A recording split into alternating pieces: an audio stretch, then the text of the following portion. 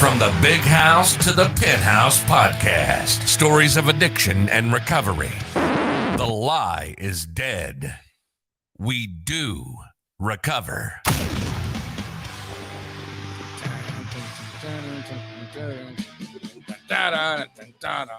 I feel like fucking Cheech and Chong whenever time that thing comes on. Dun, dun, dun. Hey, what's going on, everybody? Welcome back to another episode of From the Big House to the Penthouse. Got stories of addiction and recovery. As always, your host is Ricky Cruz. And my co-host, Raul Moreno. Man. What's up, man? What's up, brother? Happy belated birthday, by Hey, the thanks, way. man. I appreciate it, Yeah, man. what'd you get? 39, 40? 42. Yeah. Yeah, no, man. 52. 53. 53. 53, Damn. man. 53 years old, Hey. man. And I run circles around half people, And you- cats half my age. And you lived a hell of a 53 years, huh? Shit, man. The last 10 has been amazing, man. That's what's up, man. Yeah, man. My a decade clean, man. I never thought I would say that I would I never thought I would, those words would come out of my mouth, being a decade clean, a decade without drugs and alcohol. That's crazy, dude. Yeah. That's crazy. I can't wait to be able Another to say decade. that. Number you? Yeah. Yeah, dude, it's I- awesome. Shit, I hit 162 days, bro. Oh, dude, No, one day is a blessing. 962 days. Really? 100. I was gonna say that's Yeah, off. yeah. Dude, that's amazing. Yeah, One nine- day yeah. is amazing, man. 962. One day is a miracle, man. Yeah, That's what they bro. say. A decade. Well, man. you know That's what they crazy. say. I a lot of times, man, and not to ignore our great guest to join Yeah. us. We're going to introduce her in just a minute, Karri. But when you go to the meetings and you hear of these old timers with these long 20, 30, 32 years, and a lot of them when they share, I used to think, why do they say that they're not the most important person in the room is the newcomer? Right. Because we can't keep one of the reasons is we can't keep what we have without giving it away to the newcomer and welcoming them, making them feel special, and so on and so forth, man. And so the newcomer is one day being clean, 1 hour and 1 minute, man. Is where the magic begins. Man, It's definitely. awesome. Definitely. Absolutely. But what did you do this weekend? What did I do this weekend, man?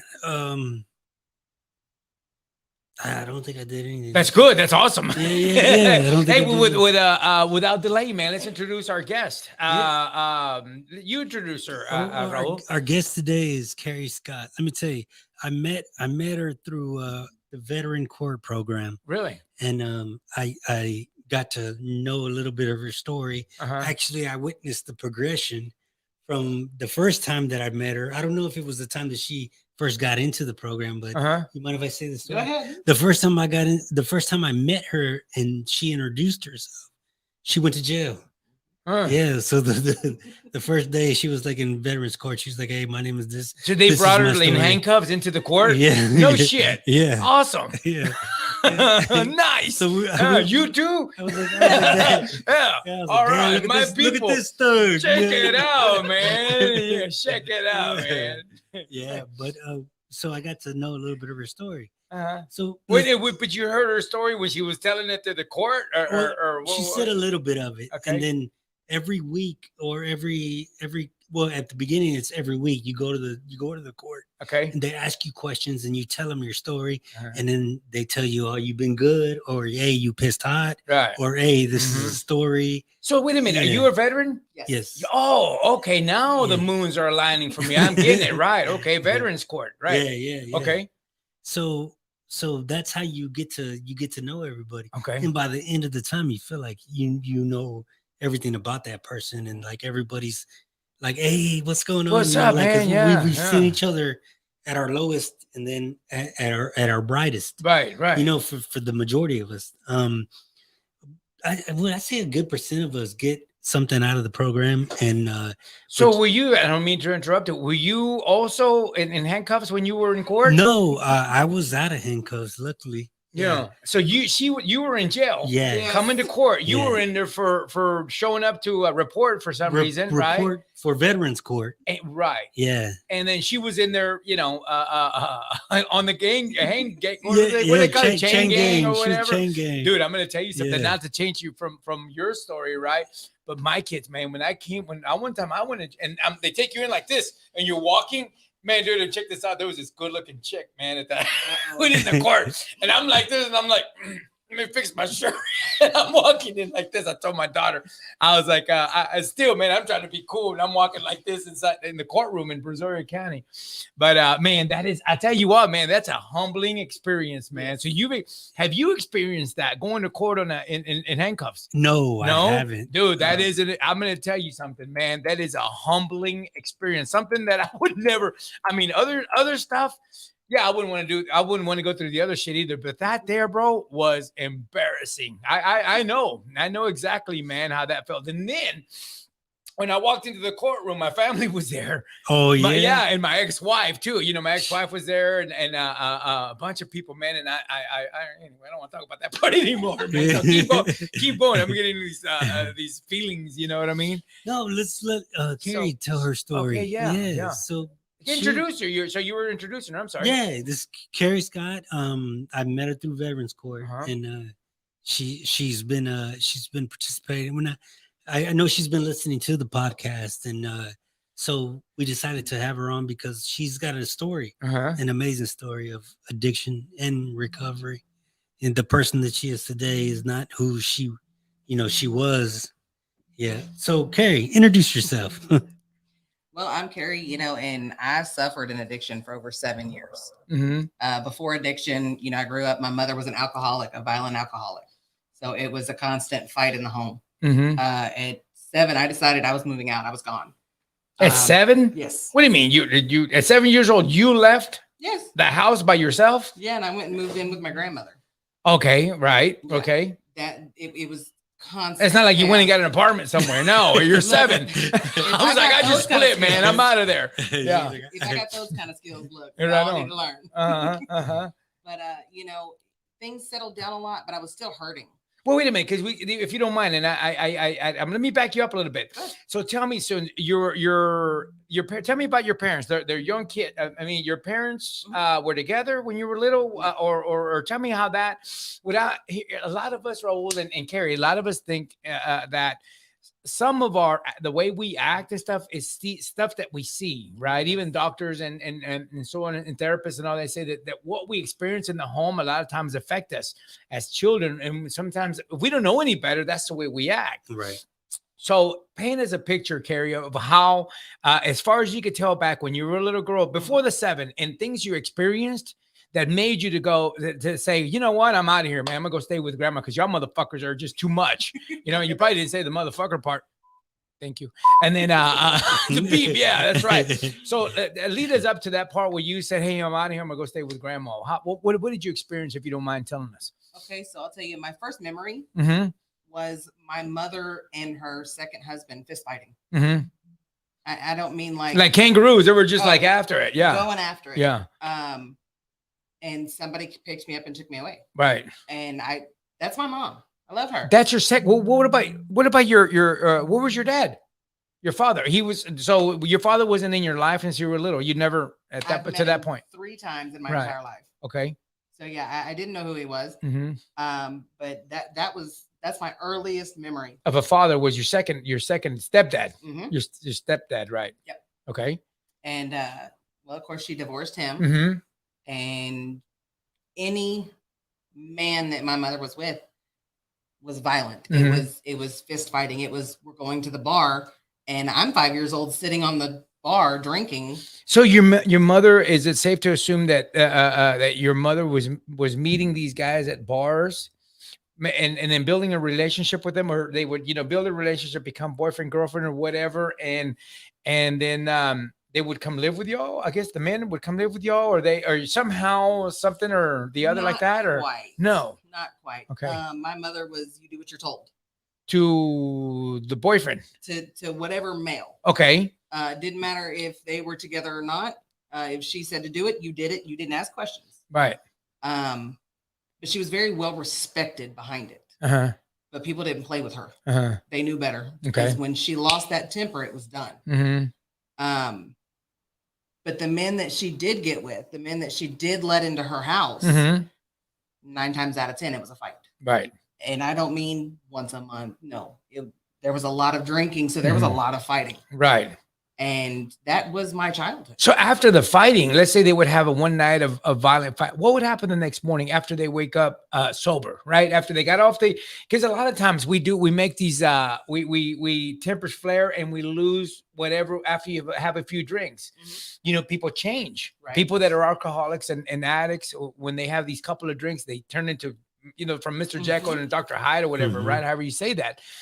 The next day after they would fight, because my parents, I'm going to tell you, I think I remember telling you, they used to go on Friday nights, they used to go to the dance. And I fucking knew it already, man. I knew it. There was this, you know, they were like, okay, it's Friday night. There was a dance hall down the road and they would go there with other friends.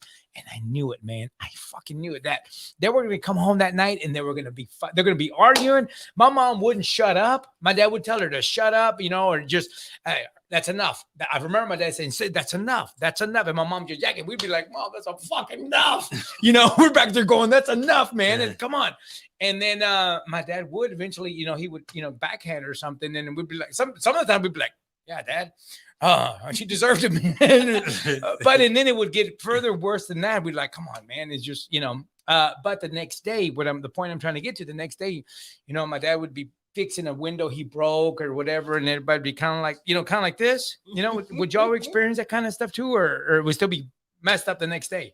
Oh, it was still the next day. The next couple days was constantly, you know, I'm still mad at you. I'm still coming at you, you know, because she got with a lot of toxic people. They were all toxic, so it was a constant go. So they were toxic even when they were straight. There were no drinking, and the next day when they were all the drugs and alcohol was out of their system, there was still. My mom was not a people person. Oh, okay. All right. She was not a people person. Okay. But that, and you know, she was young. You know, she hadn't figured out what she wanted out of life. She hadn't figured out, you know, where she was going herself. You know, by the time it led up to me moving, cops didn't even come to the house anymore. So what about grandma and grandpa? What's up with them? Were they drinkers? Were No. they were like church going people? No. And I don't mean to put in church into this. I just, you know, we have that mentality. They're people go to church, or they're holy, and you know they don't do no wrong.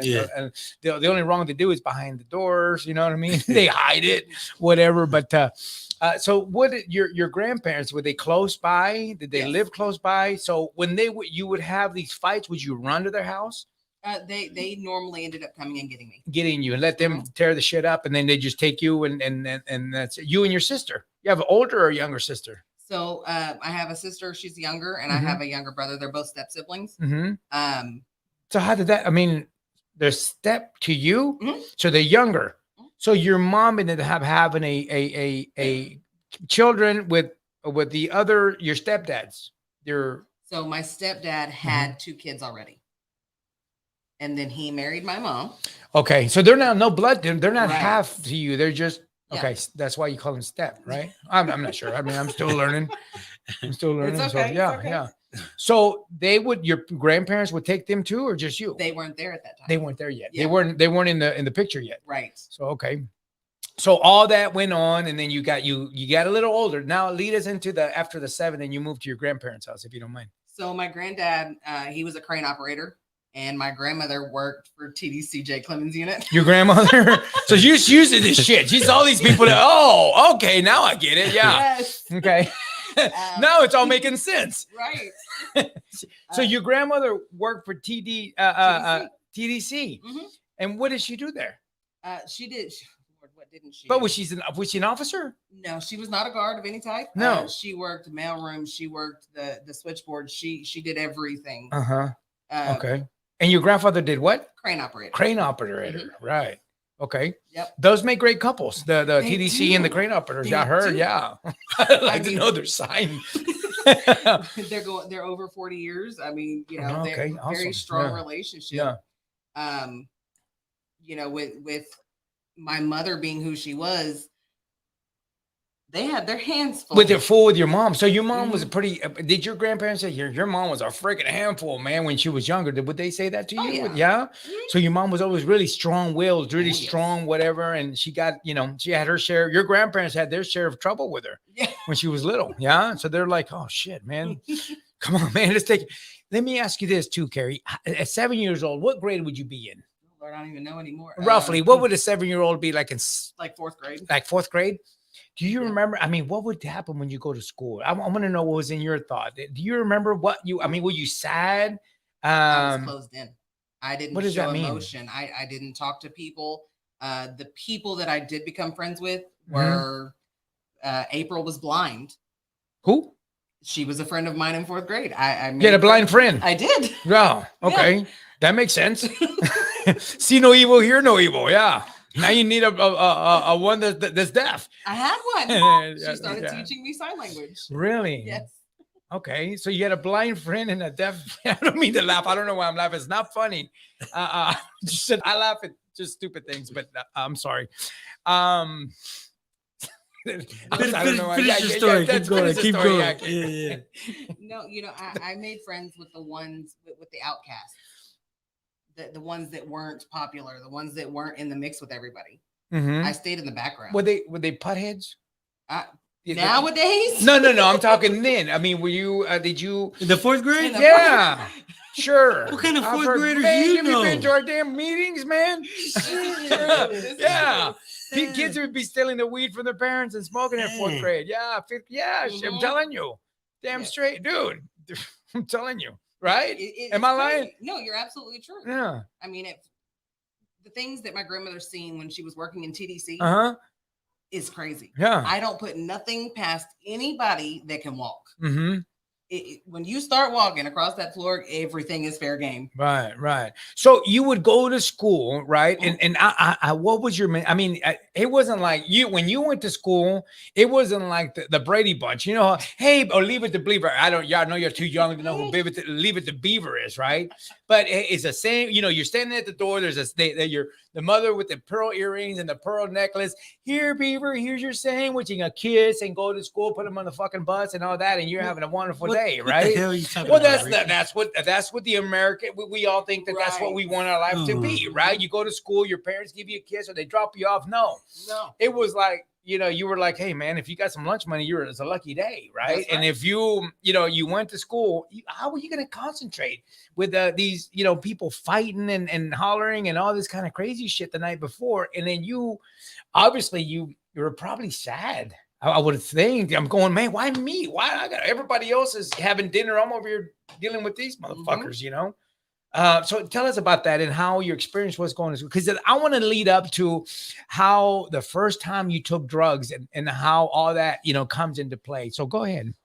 So, if you don't mind. Like for me, looking back, yes, I was torn up inside. I was sad. I was depressed. I was hiding everything because you did not speak what happened at home. You did not tell nobody. You did nobody. No counselors or nothing. You better don't. Right. Don't. So you pretended a lot. Yes. You would it be so you wore they say in the program that we wore masks. We would you really wow. Okay. That makes sense. Yes, I could blend in with anybody. And what happened? What about the mask thing of putting if you're sad, you got to put on a happy mask. You know what I mean? Yeah. Hey, smile, like everything's good, but it was a bunch of shit, right? It was fake. Yep. Go ahead. That was every day for me for a long time, even after I moved out of it. That must be exhausting. I stayed tired. I stayed that way, but my mother had expectations. Those expectations where you get up, you go to school, and you excel. You succeed. You don't fail at nothing. If a fight breaks out and you don't win, when you get home, it's going to happen again. So anything that I did, I had to do my very, very best, no matter if I wanted to do it or not. When I started figuring out who I was, go ahead and tell me I can't do it because I'm fixing to outrun you. I'm going to outwork you and I'm going to outdo you in everything. Where'd I get that? From my mother. She outdid every man that I've ever seen near her, friends, ex-husbands, I mean, anything. She always pushed herself to the max 24/7. So it was nonstop. But, I put that face on. That way nobody thought that anything was going on at home. It didn't matter how bad it got the night before. I better be out there at that bus stop when that bus came, and I better be on that bus. But did she, with all that stuff, will she check on your grades? You know, one thing I have resentment towards my parents is that they never check they were so busy with their life and their what they were going on in their life. I remember I had, after I got out of rehab, I had to talk with my mom. I said, Mom, I'm gonna tell you something.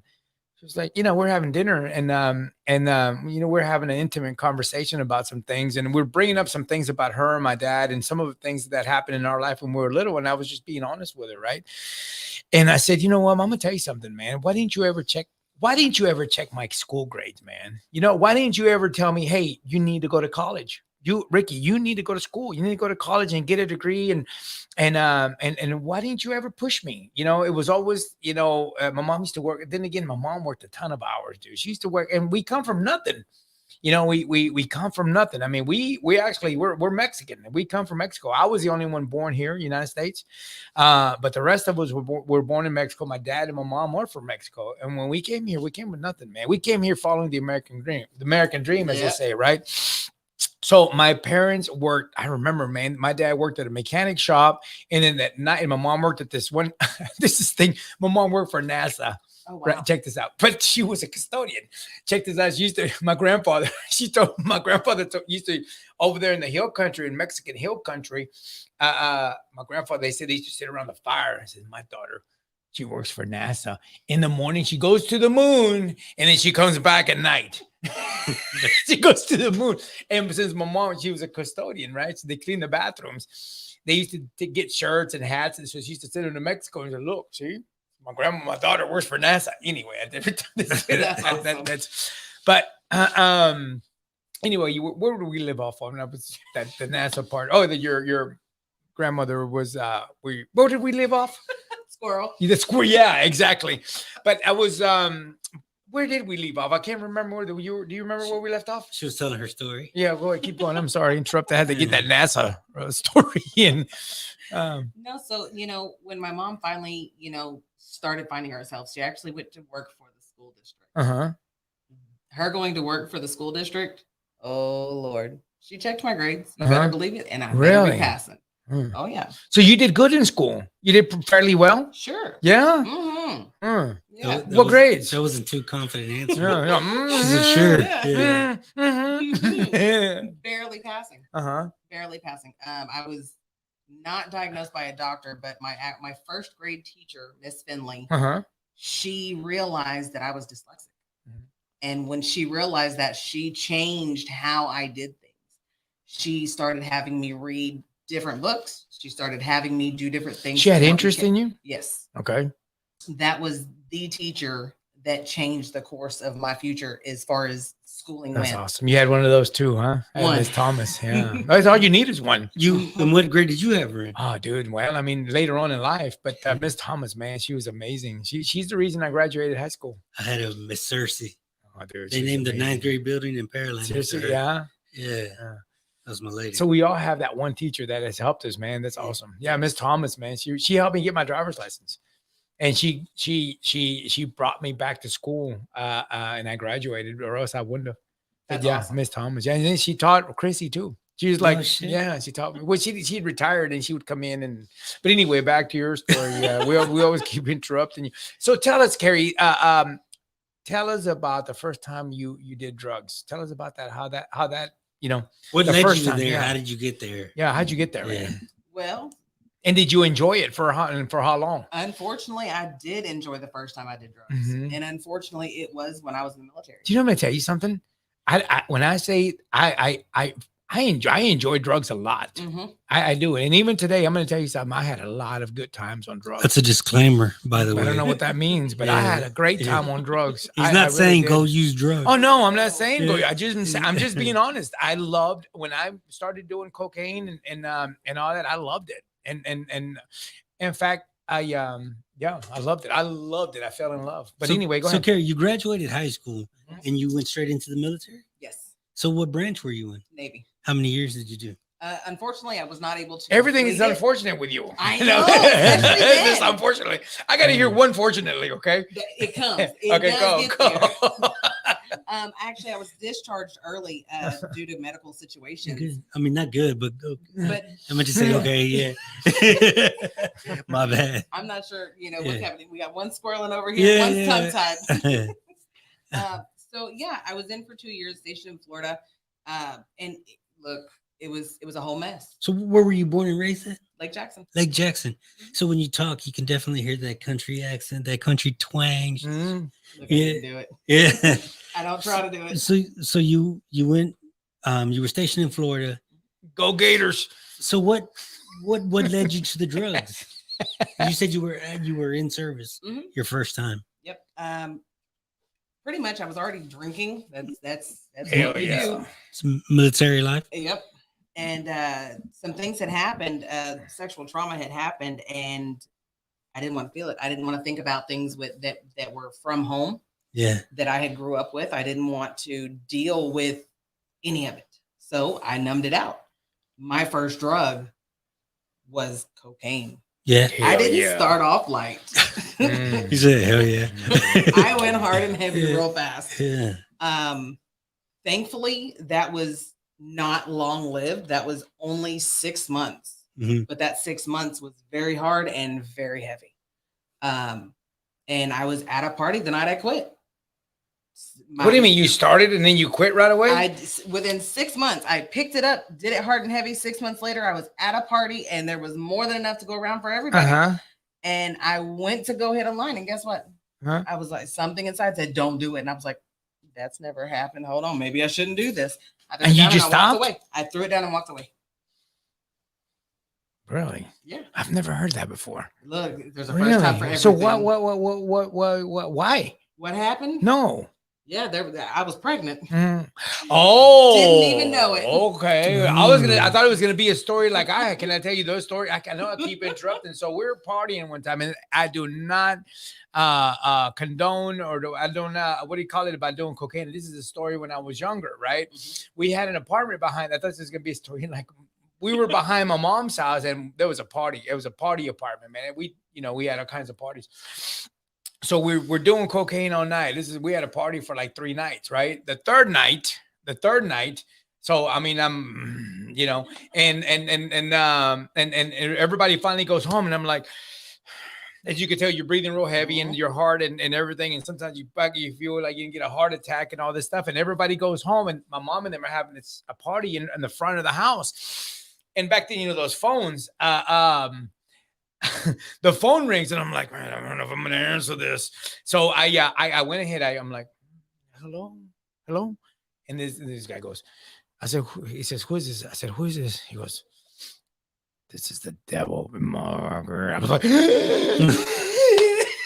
dude, it scared the shit out of me, man. And then I was like, anyway, I thought I was gonna win. I was like, I'm never doing this shit again, man. It scared the crap out of me. Who was it? It was my friend. It was Edgar Arce. Oh, yeah. But anyway, it was like, I was like, I was like, hey, who's this? He goes, there's the devil, motherfucker. Oh my God, I threw the phone down, man. Yeah, I thought that was it for me, man. I thought it was over. But anyway, so you at the party, you said, that's it. Yep.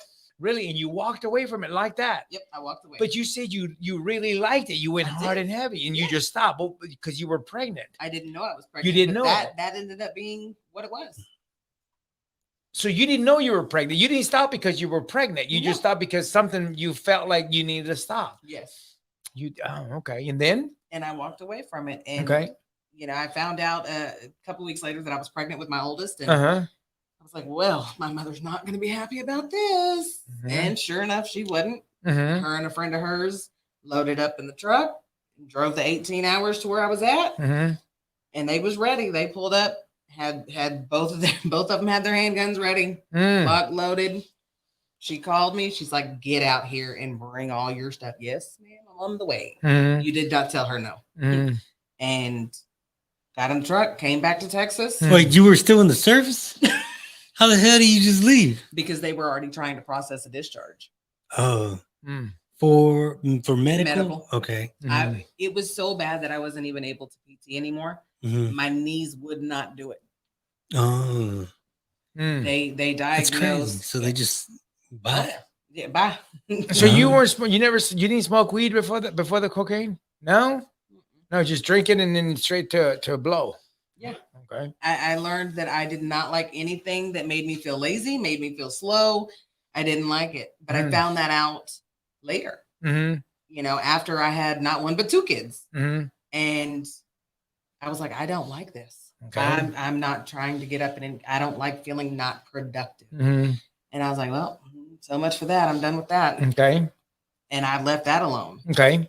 And then it was, let's see, they were 3 and 4, 3.5, 4.5 when I reunited with someone. And then that's how I was introduced to methamphetamines. The big guns. Go big or go home. Right. And that's exactly what I did.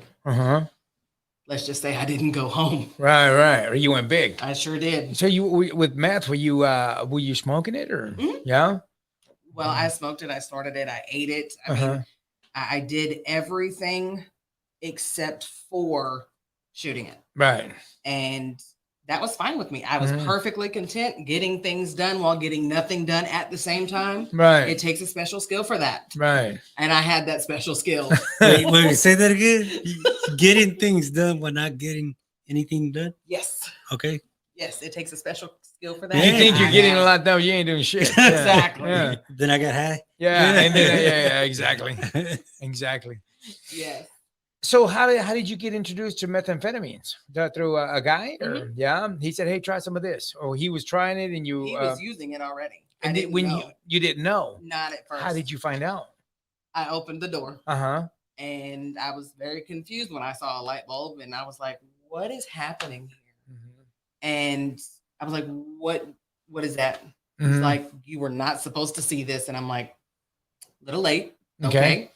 And he was like, "So I've had an addiction to this for a long time, and this is what it is." And I'm like, "Well, okay. So what's it like?" Because here goes my brain. What's it like? What's it compared to cocaine? What's, you know, how does it make you feel? Are you up? Are you down? You know, what's happening? And he was like, "I can't explain it. It's not like cocaine, but it is like cocaine." And I'm just like, "Well, okay, let's do it." You know, and I started. And once I started, I was like, what did you feel the first time?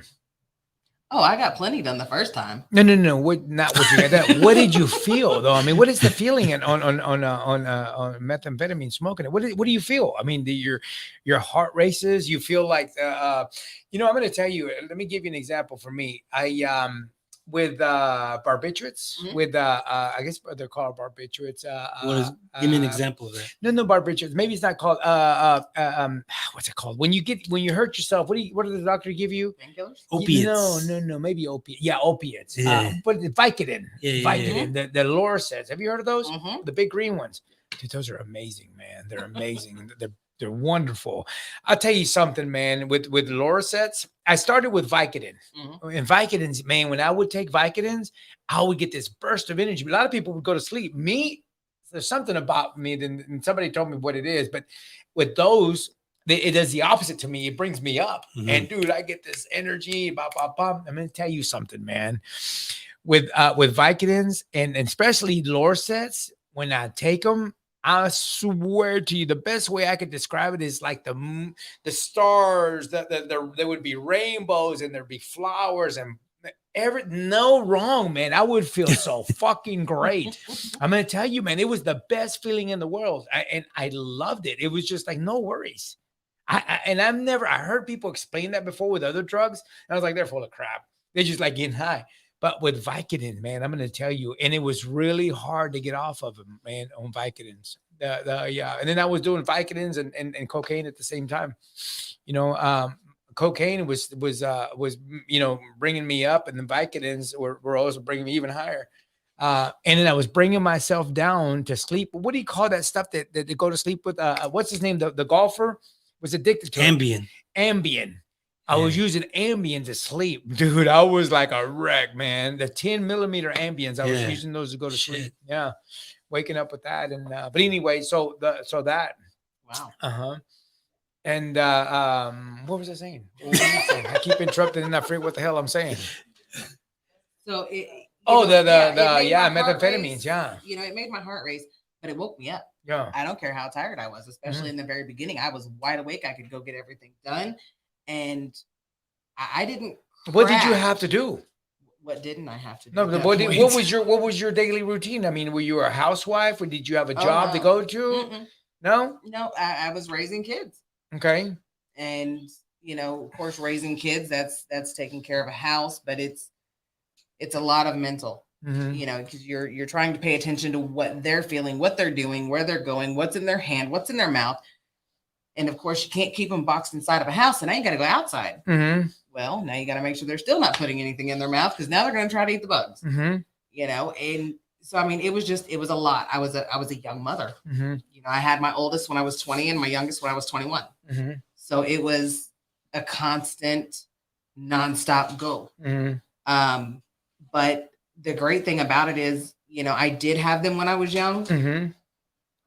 And when they were very young, I wasn't drinking. I wasn't doing anything, drug wise.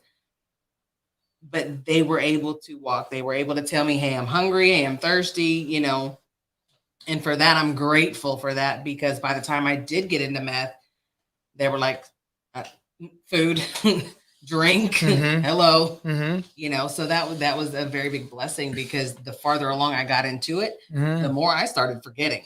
Sure. Other than the fact that there was little ones running around. Mm-hmm. What was the stuff you were forgetting?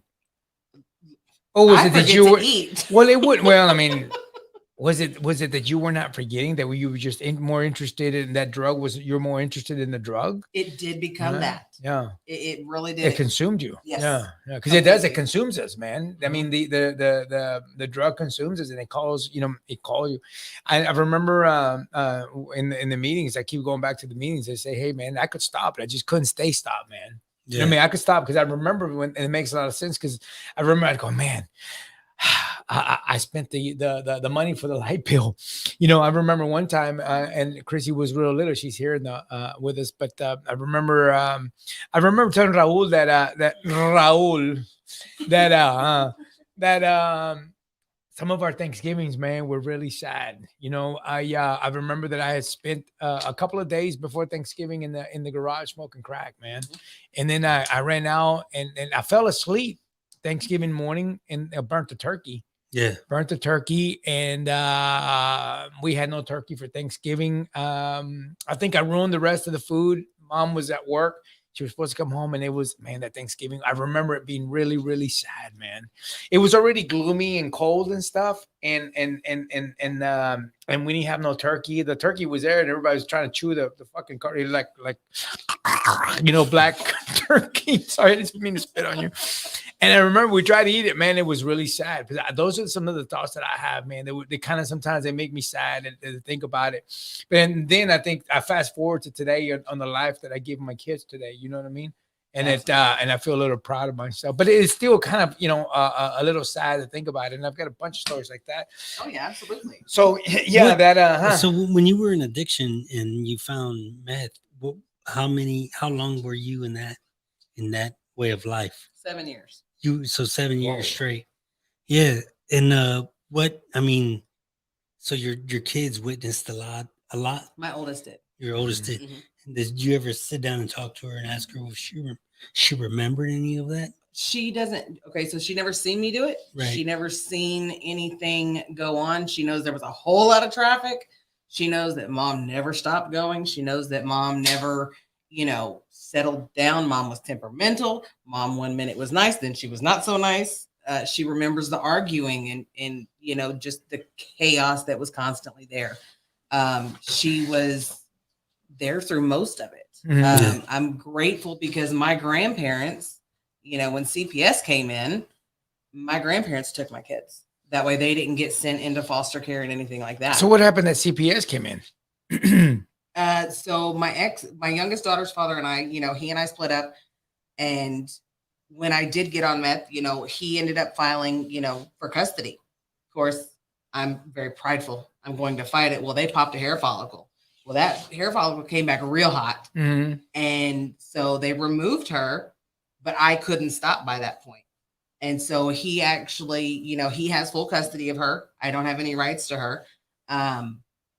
And so, I mean, that's what it was, and I used that as an excuse to go harder. And that's exactly what I did. Mhm. And I did that for a long time. Mhm. So at the 7-year mark, or when you said you were 7 years in this addiction, Mhm. what was the wake up call? You would think that me getting kidnapped would have been a wake up call. Well, yeah. I Mm. mean, yeah. No, that was You not took my the wake-up shit call. with you when you got kidnapped. You took the drugs with you. That ain't I did naked. something. Yeah, we're like, hey man, hold on, man. Let me take this shit with me. Mind if I grab this? Mind if I grab it? Untie me for a second, man. Let me take this shit with me. I'll go willingly. Just let me grab that just bag. grab that bag with me, man. So anyway, tell us about that took a twist. That's Yep. a twist to the story of kidnapping. So tell us about that. 2015, I was kidnapped. No kidding. Yes, in Huh. Lake Jackson. Okay. By So the we didn't grace mean of to God- laugh, man. It was just kind of Yeah, like, I laugh I'm about it. sorry No. about that too. No. it's not funny. Yeah. I Yeah. joke about it. I laugh Okay. about it. I have to. That's how I cope with it. Right. But by the grace of God, my story is not like some other people. Mm-hmm. Other people, they were kidnapped and they were held for days. Mm-hmm. Thankfully, I was not. And the only thing I can say is that was God looking out for me. Mm-hmm. I know without a shadow of doubt I was supposed to turn up dead in a ditch. Mm-hmm. I was tied up. I was drugged on top of already being high. Oh, Oh yeah. and was this by somebody you knew? Mhm. Shit. Yes, it was. Why did they kidnap you, if you don't mind me asking? What was the reason? Or for ransom or? Well, no, it was to teach somebody else a lesson. And it was a whole story. But I was the easiest target. Mm. I let my guard down, Mm-hmm. and instead of me going. So was this some drug? different way- Was this Yes. to do with drugs and all that? So Money and that drugs. lifestyle, that we were living, it puts us in that type of environment and Yes, it those type of risk. Absolutely. Okay, right. But by the grace of God, somebody, Mm-hmm. we don't know who, or I personally don't know who, I can say that, called in, and the house that they had me held at was already being watched. Mm-hmm. And when they put me in the car and they left, we took a right, we took Mhm. another right, and then all I hear is a bunch of cussing, and I'm fixing to catch another case, and I'm going, oh great, I'm fixing to die. Mm-hmm. This is how my life is going to end. Mm-hmm. And I have medical knowledge, too Mhm. much medical knowledge for my own good.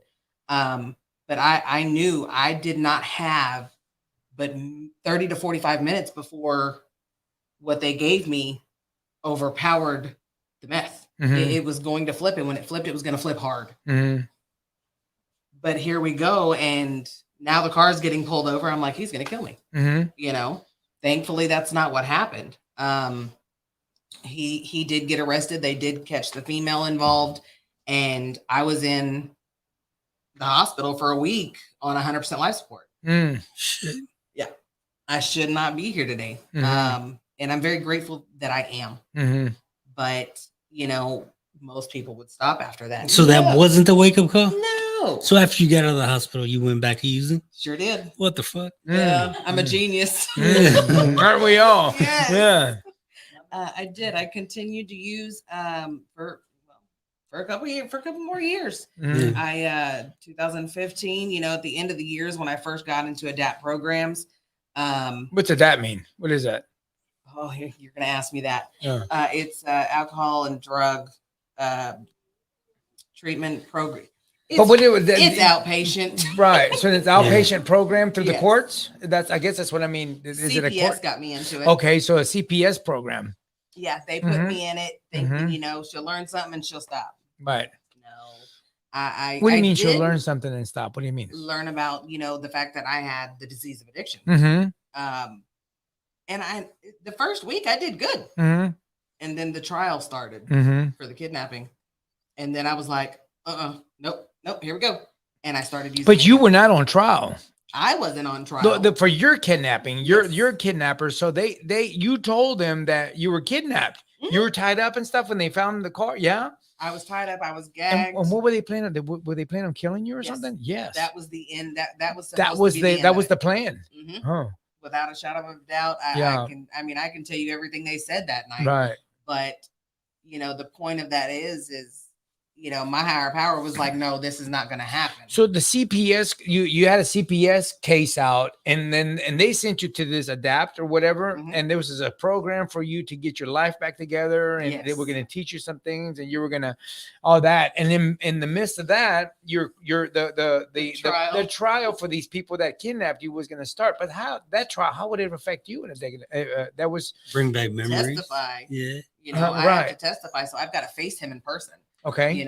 And from me to you, unintentionally, I ended up passing that close to him. I was not prepared for that. And, when you're told this isn't over in passing, that'll strike fear right up. Because when I was tied up, it must be mentally. So it was a mental, emotional, whatever that it was still like that you felt that you were dealing with. Absolutely. So would that kind of you going home after that in doing drugs? Was that kind of fueling your wanting to do drugs to deal with that kind of emotion? Because they say that a lot of the times, a lot of us addicts, we when we feel shame, we feel fear, especially that fear is a big one. You know what I mean? Yes. Fear of whatever, either death, fear of failure, fear of ourselves, fear of a loved one leaving us, or loneliness, or whatever, right? It throws us into using either drugs, alcohol, or something to escape. A lot of people talk about that escape part, that we want to just escape reality. Is that what were you still using, with all these emotions? Was that throwing you into more? Because you were still using, right? I did. At the time, even going through the program, you weren't getting a drug tested? Of course. No, you were? And how were you passing it? Or you just kept failing? No, I didn't keep failing. So because meth, you can't up. hide meth. I mean, you can hide synthetic drugs, but I don't think there's a synthetic meth. Is there? Well, or how would you? So you were failing the test, and they were just letting you go by, or what was going on? Tell us about that. Technically, I was passing the test, but it wasn't my urine. So we as addicts, man, we find ways to go around shit, and that's why I'm going to tell you something and I keep bringing the program up, right? One of the things that they teach us in the program, man, about ourselves is that we're manipulators, man. Oh, yes. That we manipulate. We're very good manipulators, man. We see these traits in each other. When I met you, I was like, oh yeah, that's my girl, man. Hey, man, I see myself coming from a long ways. You know what I mean? I see myself coming from the couple blocks down the street. Yes. So we have all these things, and in the program of Narcotics Anonymous, They show us how to see these things in ourselves, not in you, but in myself, so we can work on ourselves. That's what I mean? And I mean, I'll tell you what, my life, I owe my life to my recovery. Now I owe my recovery to Narcotics Anonymous, man. And but anyway, so and with that program that you were talking about, I'm going to tell you also too, and I hate to keep interrupting, it always throws me back as you're going along with the story. I see myself and I see the stories that I had. I remember that when I was charged with my youngest daughter's mom, we got physical. We had an altercation. Is that how you say it? And she hit me with a 2x4 inside my head, and I hit her back, right? Well, and things escalated, and she went out there yelling and acting crazy and all this shit, and and the cops came, and when they came, I got charged. I was like, hey, this bitch gonna get in trouble, man. She hit me with a freaking 2x4. She didn't get no trouble, man. It was me. So, and it always goes that way, right? But in any event, I got charged with spousal abuse or some kind of domestic violence, right? Some shit like that. So I remember, man, that I had to go. One of the conditions of my probation was that I had to go to a batter's intervention program in Angleton or in Manville. I'm going to tell you something, man. That's one of the best things that could happen in my life. I learned a lot. I used to go there. I had to go there on Friday nights at 7:00 after work. I'd be like on my way up. It's like, man, I don't even beat up on girls, man. And I got to come here, man. That bitch, because she hit me, I hit her back and I got to go. But I'm going to tell you something, man. I went to that program and I would sit there with a bunch of other guys. I'm going to tell you something, man. I learned something from that class. I learned something and I use it today. And in another program, I'll explain about it. But I remember that it really helped me. Yes. I paid attention and I applied it and I apply that to my life today. So anyway, you were in the program, and then Karri, the first, I'm what I call myself as a retread because I didn't go through outpatient one time. I didn't go through it 2 times, not 3 times, not 4 times, but 5 times going through outpatient. Okay. So I picked up something every time. I just didn't start applying it. Right. I'm very good manipulator. I was very good at just telling you what you wanted to hear to people. Now to my counselor, she knew the signs. Of course. When I'm coming in talking about everybody else's problems and I am shielding everything away from myself, she knew. She was like, this girl ain't right yet. No, Right. Look, I was successfully discharged the first time. The next 3 times, not so much. Right. You know, and she told me on 2 different occasions, you were never allowed back in my room. And I was like, the counselor. Yeah. Yeah. Because I wasn't coming in. I wasn't being honest. I wasn't working the steps. I wasn't going to meetings, but I told her I did. Right. Every now and again, you know, I would go to a meeting. I met some amazing people, you know, through the program, but I wasn't ready. Right. I did not want to face my own self. I didn't want to look in the mirror. I didn't want to approach who I really was, where I was really hurting. I didn't want to face any of it. So what happened with the what happened with the so fast forward, you were doing the math and then you went through the program that the CPS put you through. When is the first time that I'm not sure, but I'm going to assume that you sat somewhere and you went, my life is a freaking mess because of these drugs, man. When's the first time that thought came through? And I'm sure you probably thought this before, but when you really were like, oh man, I need some help here, man. So that would have been before 6/15/19. 6/15/19. So why is it before that? What is it about that because date? that's when I really started examining my life. 6/15/19. June 15th, 2019. 3 years ago. Okay. And you know, I lost my mother in 2018. Your mother, I'm sorry to hear that. Your mother's not with us anymore. No, I'm sorry to hear that. But you know, I had been clean for a portion of time, not a long time. Why did you try to get clean at that time, for that portion of time? What caused you to want to get clean? Because I was back and adapt again. Oh, okay. Well, you were forced to, and that okay. All right. Okay. So then they were keeping an eye out. You were okay. Oh yeah. Did anytime they tell you, did they tell you, listen, man, you don't get your shit together, we're gonna put you in jail? Oh, you know that? Look, I had already been in jail a few times. Right. You know, but I mean, I still wasn't ready. Okay, so you were in the program again, and you got clean, and you lost your mom. Yes. What happened, if you don't mind me asking? She was in a wreck. Yeah, she was very sorry actually traveling to work. Okay. And she did get into a wreck, and her and her coworker passed away, basically immediately. 2019. 2018. Okay. We got the call, and of course, you know, my life went right back to being haywire. Instead of making the phone calls to the sponsors or going to the meetings, I turned around and called a friend of mine, and I was like, look, my mom just died. Get over here. You know, and I'm an investigator of my own kind. If I want to know, I'm gonna know. Yeah. Oh yeah, I'm good at it. You know, so I called the person who came and told us. I was like, I want to know who told you, and I want his number, and I want to know their number. Well, by the time that the Texas, you know, police were there and investigating, I already knew where my mother was at. I knew where she was being taken. I knew where, you know, my stepdad was going. I knew everything before it was even done because I needed to know, you know, and so here I am trying to get clean, lose my mother, and well, now I'm back to haywire. So I go right back to doing the same things that I was doing, and it didn't affect me. I was so broken and so busted and so numb. I gave up. I gave up completely, you know. And we had my mom's viewing, and you know, we got that squared away. And shortly after that, I went to my first rehab. Oh, it's great. It's fantastic. I mean, Warrior's Heart was a really good place for me to go. It helped me learn a lot about myself. But I came back and I wasn't ready to face it.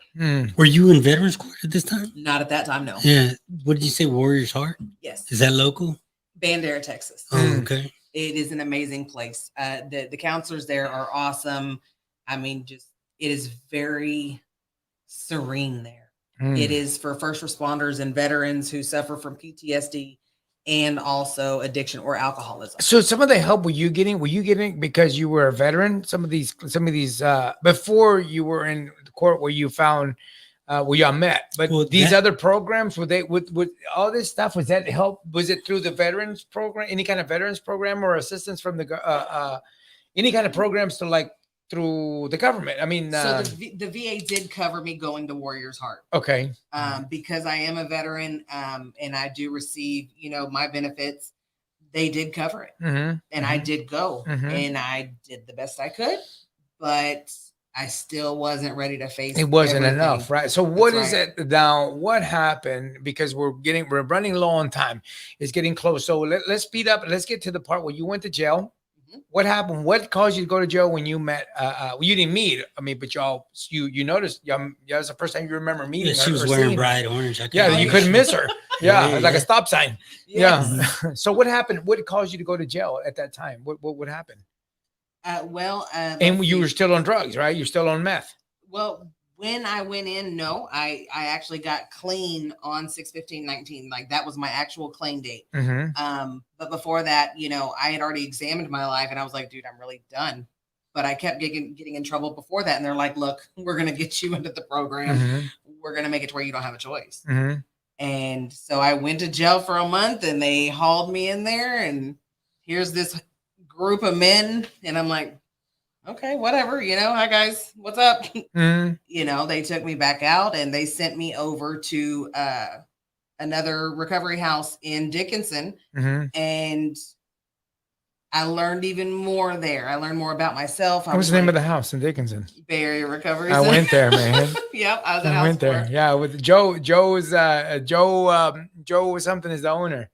I went to Bay Area Recovery. That's where I got clean. Yep. Yeah, that was the one that did it. But while I was there, I ended up going to church, and that is what was. What year was it? Did you went?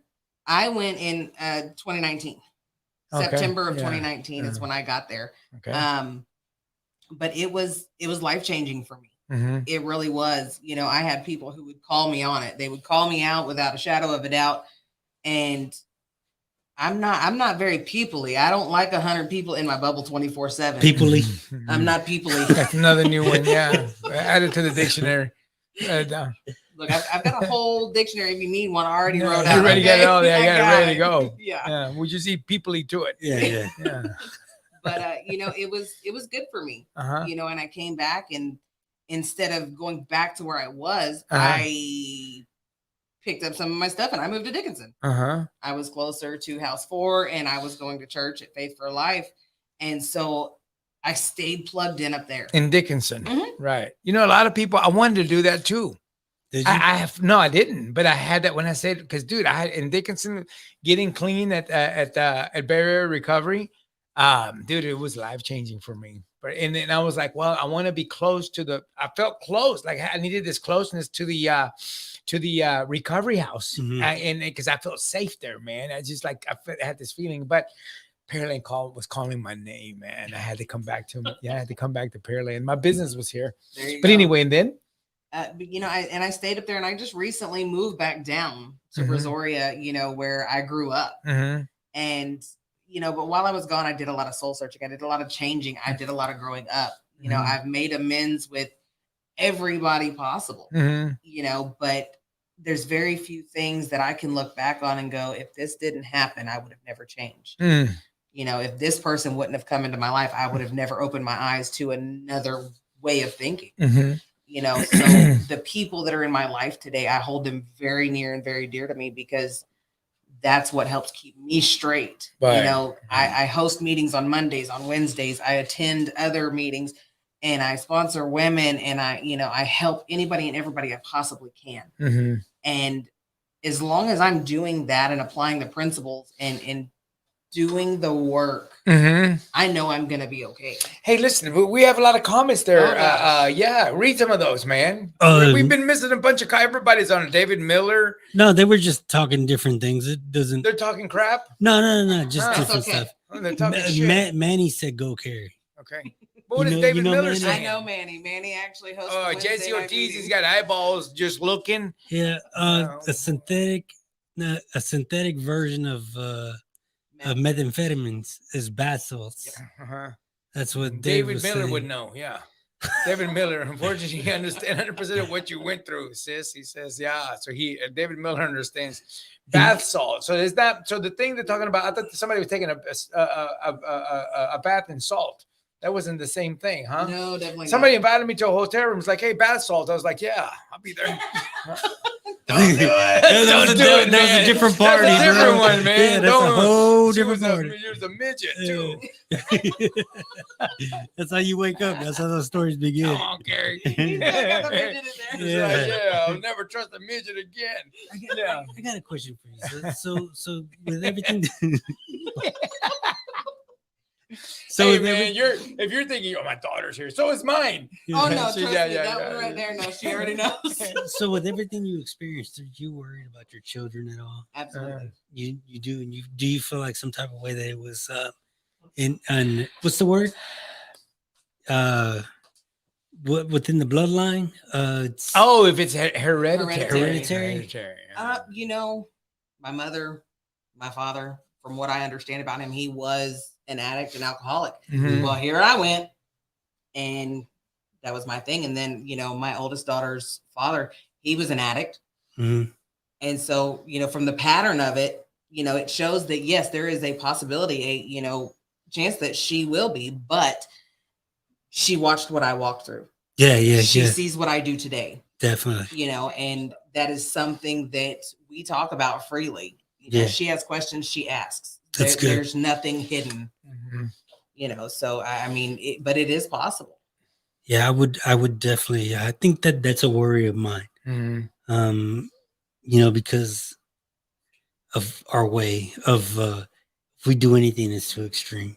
I'm gonna tell you what though, the way I approach this is like this, man. You know, I with my children, yes, I mean that it's in the back of my mind that there might be a connection there, but man, like I said, I tell my today, I feel like and I see that you and you, we all three, man, we lead by example, man. Yeah. I am sincerely a true believer today to lead by example, not only in my personal life, but in my business, my personal life, and with my children. And I think that our children will, a lot of the times, will follow our lead, man. And if they see us do good and See us we're an now example, and yeah, not an then. example, That's right. man. Yeah. I mean, that weighs a lot. And yes, could there be a connection? Possibly so. But I tell you what, man, my grandfather and my father are true believers. I remember them saying, look, man, you can walk through the fire and not get burnt, man. That's right. You walk through the fire and you walk out. They walked amongst, and I know my dad for sure, man, that, he's had connection to we come from Mexico, but you know what's in Mexico, Yep. and my dad has connections. When he was alive, he was, he knew connections and he had connections of it. He never wanted that life,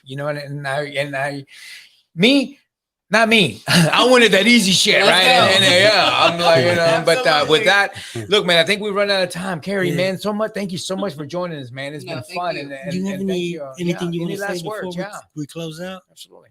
The best thing is just never give up. Don't stop. Yes, hard times are going to come, Yeah, but keep plowing, keep pushing. that's what's up. Yeah, keep up and keep forward. Yeah. Hey, with that, we want to thank Karri for being on the show today, and hopefully she'll come back because I know we just We tapped tipped it, on the yeah, story.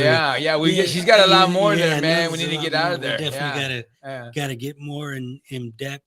But if you haven't subscribed to the channel, like and share. As always, thank you for tuning in, and Karri, thank you for coming on the show. And as always, Ricky, The lie is dead, brother. We do- What is it, Carrie? We do recover. we do recover.